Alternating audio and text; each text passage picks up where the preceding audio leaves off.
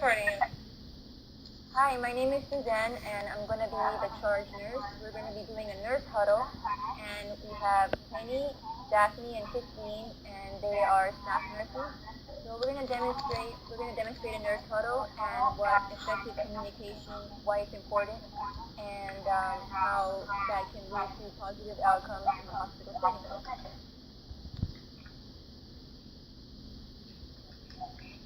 I think a good topic that we can talk about is just communication between nurses ourselves. I think the bedside handoffs are a great way to start good communication at the beginning of the shift, just so nothing gets lost during the shift changes, which is a really confusing time. I agree with that. Unfortunately, I don't know if you guys have found, but sometimes from night to day, some of the communication seems to get lost. A lot of things seem to get lost. Like the night shift sometimes tells you, oh, this is going on with the patient, it's not even close. I feel maybe we need to kind of work on the night to day, at least from my experience. What do you guys think? Definitely, especially being a night nurse. I know I'm really tired in the morning when I leave, and sometimes we forget to tell the day nurses certain things. What do you guys think? I would also add like bedside is very important because how you see the patient is how you're going to get the patient. If there is something wrong or you fix it right then and there, take over. Yeah. Agreed. And I know how, like when you give a shift report, how important it is to be clear, to be precise, and to just take the time and ask open-ended questions when needed, because the precision of the information is what needs to be related to the other nurse, and that you have to make sure that everything is clear as far as the information that you give. That's a good point. There's also something I was thinking that would be beneficial or maybe help us in effective communicating. Maybe create like a handoff sheet or something like that where you have major points that you can fill out either from day to night or night to day, however it goes, where you're not going to miss that vital information. So while you're doing bedside, you can check all those things at the same time. Because sometimes, let's be honest, like we forget things and it was a hectic day or hectic night, and you can, something se te puede pasar, like goes right over your head, and you're like, oh, I forgot to say that. And you go home and you're like, did I tell them that? Did I not tell them that? So maybe something like that. Yeah, I agree. Yeah, that's a good idea. And another thing I noticed that is like really important is how important a notepad is, because sometimes you have information that you need to write down, or someone tells you something really quick and you're in the middle of something, and things happen so fast that it's so easy to forget. And if you're not really clear about, like let's say a dosage, grams or whatever, and how it needs to be given, little mistakes like that, it's so important just to be specific and to do things timely. So that's another big one that I learned and I know is important. Yeah, that's a great point, because even if you have a handoff sheet on the chart, having something in your pocket just to jot it down, you can always go back to the handoff sheet and write it down at the end of the shift while you're giving a report. Because you might have not had time to go to the chart at that time and write it down. So that's a good idea. Both of those are good ideas. How do you guys feel our communication is with doctors? Do you think we can improve that? Yes. And I think they can also improve on that. On my floor, I have a lot of doctors there all the time, but I think sometimes when you have to call a doctor in the middle of the night, that's where some things really get lost, because we feel bad calling them, or they don't answer and they don't want to give us the correct orders.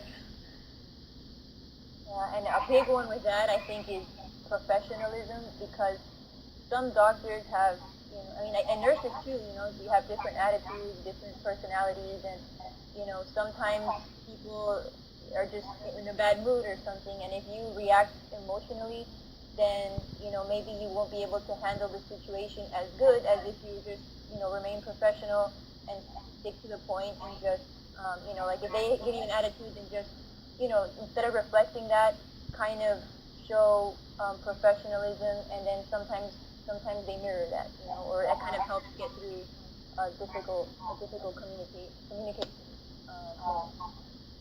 Yeah. I think doctors need to communicate also between doctors because, for instance, like to give an example, I had a patient that got transferred to a different unit. Another doctor did not approve of that, and literally a couple hours later he came right back. So they weren't communicating with each other either. You rely us to tell them everything and they don't. The nephrologist is on the case, they should communicate with each other. Now, have you guys found that it works if the two doctors don't know each other, if you introduce them, or if you make a comment like, hey, now that I have both of you here, what do you guys want to do with this patient? Have you guys found that that works for you? Yeah, I think so because you kind of put them on the spot. So something that they've been trying to avoid, like communicating with each other about a certain patient, even though they have to eventually, it's good to just tell them, hey, we need to make a decision about now. So. Yeah, I agree as well. I think it does help because, like Christine said, it does kind of put them on the spot. So, doctors a lot. What I've seen is that they like to do things fast and get in and out, and sometimes they just don't want to take the time to sometimes do what they should be doing. So by doing that, it kind of creates an attachment. It's just hard to find them around and find time, but we can always do our job, I guess.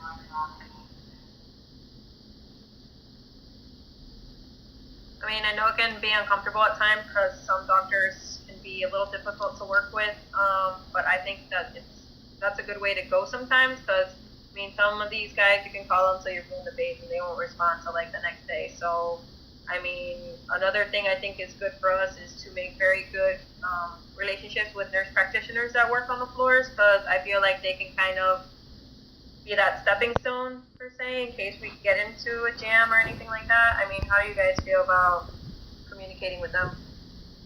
I actually think, Daphne, that you made an excellent point about relationships, and again, effective communication is what's going to be it's what's going to make or break your relationship. And it's all about relationships. How you relate to your coworkers, how you relate to your superiors, how you relate to your patients. So definitely, to be skilled in that is what's going to make you a better nurse. Yeah, that's a great point because we have to use someone that has, been in the nursing area and now kind of above that, I would say, to try to link up the whole team, basically. So that's a good use of that, yeah. All right, guys, do you want to go ahead and like let's discuss what the meeting was about? Okay. So, as far as member commitment, I think we all did a great job. We are really cohesive with each topic. Actually, my favorite one, what we just talked about, the doctor-to-doctor communication, we kind of came full circle with that, with the ARNPs, because we kind of worked out an issue on our own of how to get doctors to talk to each other, and we found the way that when Daphne mentioned the ARNPs, we kind of came up with a solution on how to get doctors to communicate with each other, so that was good.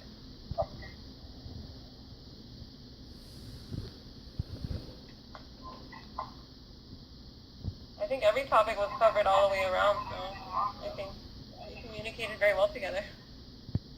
Yeah, I agree. We definitely gave a lot of good examples for everything. In terms of our behavior participation, I feel that we all gave, our own opinions without trampling one another, and pretty much like our participation and our behavior is very professional. And unfortunately, not everyone behaves in that manner. So as long as we remember that, this is a profession, nursing is a profession, then I think that, we're just going to keep on going and moving up the ladder. All of us were, I think, one time meeting, nurses, we should be on time. Let people wait on us. just being that professionalism is key, I think, to everything. And I think as far as the power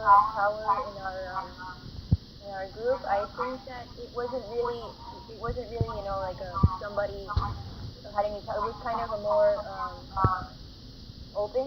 Everybody put their story, put their input, or had their opinion, or had their something to say, and as a group we all discussed it. So it wasn't really like any catch. It was more how do you say it? Where everyone's opinion was taken into account. Also, the leadership, I think you did a great job as the charge nurse because after we went full circle with one topic, you grouped it all together and went on to the next one. And you explained the purpose of the group meeting pretty well, so. Agreed. I feel like this was pretty effective group because we came across topics that in reality we see on a day-to-day basis, and we're able to come up with different solutions, so that was definitely a plus. How about you guys? You thought it was effective? Oh, definitely. I think everyone was really cooperative, and we had great ideas, and everyone took some real-life experience and put them into the discussion. I like how everybody's idea was taken into account, and we kind of built on what everyone had to say. And if there was anything that maybe we could have improved, maybe we could have also mentioned things where we encountered difficulties in our communication, and then maybe we could have discussed how we could have improved that as a group. Like maybe one of our other members would have been able to handle it better, so we would hear their point of view, and then sometimes just hearing other people kind of helps you. Maybe you would say, oh, that would have been a better way to handle it. Agree with that. Yeah.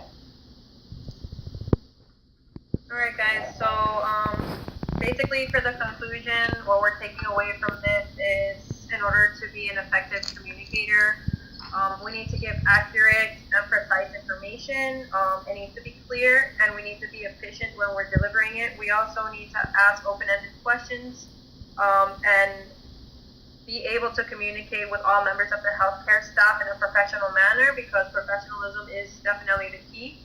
And I feel that just with that, it'll help us gather appropriate and vital information that will close the gap on ineffective communicating with each other and with other healthcare professionals. Yep.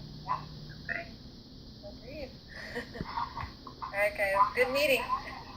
I know, right? Thank you That was everyone awesome. for coming. Yeah, thank you guys.